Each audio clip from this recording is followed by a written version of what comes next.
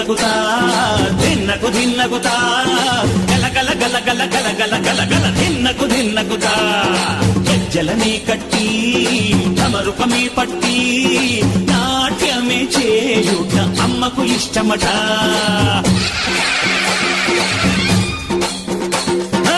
ఊరే ఊగేల ఇయ్యాలి హారతి,